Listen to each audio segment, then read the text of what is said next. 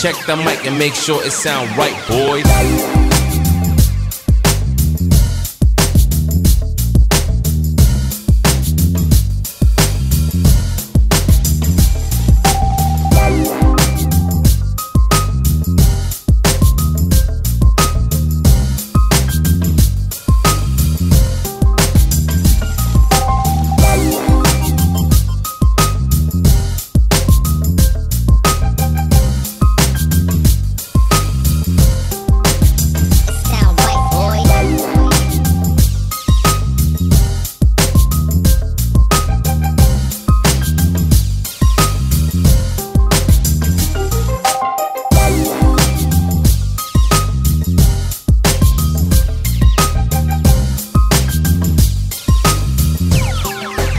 It sound right, boys.